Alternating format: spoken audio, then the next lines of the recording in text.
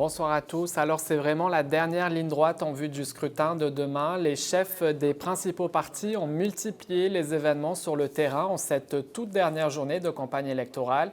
Après un marathon de 36 jours, ils veulent évidemment convaincre les électeurs de voter pour eux demain parce que plusieurs luttes s'annoncent déjà serrées. Les bureaux de vote seront ouverts de 9h30 à 21h30 demain en Ontario. Écoutons là-dessus comment se sentent quelques personnes rencontrées aujourd'hui à Toronto. Yes, I'm going to vote. I don't know how I feel about it. Just with everything that's going on across the country. Definitely going to vote. I'm not sure how I feel about it yet.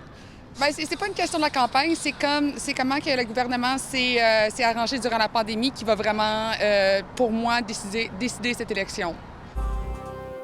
Et le comité SIDA de Toronto a tenu aujourd'hui une marche annuelle dans la ville reine pour réclamer un meilleur financement.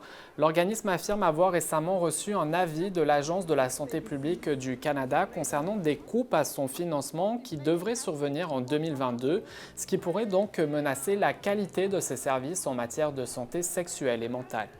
Souvent marginalisés, sont oubliés un peu dans la lutte contre le VIH. Et c'est pour ça que le financement est très important parce que la fin de transmission de l'infection VIH est possible. Et nous devons avoir et nous méritons le financement nécessaire pour mettre fin à la lutte du VIH. Et le démantèlement d'un pont de 80 ans dans la communauté de Fauquier, dans le nord-est ontarien, est en cours. Il s'agit du pont de la rivière Grand Orgue qui a été remplacé au début de l'été par un nouveau pont plus moderne. Le démantèlement de ce pont doit être complété d'ici environ un mois et le conseil municipal doit se pencher prochainement sur une façon de commémorer ce pont emblématique qui avait été inauguré en 1939.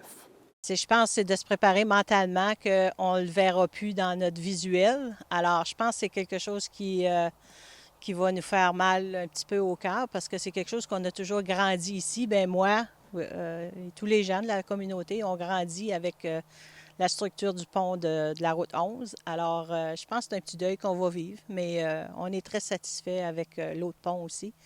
Je vous remercie de votre attention. N'hésitez pas à vous rendre sur notre site Internet demain pour consulter notamment les derniers résultats en lien avec ces élections. Agréable soirée et à plus tard pour d'autres nouvelles.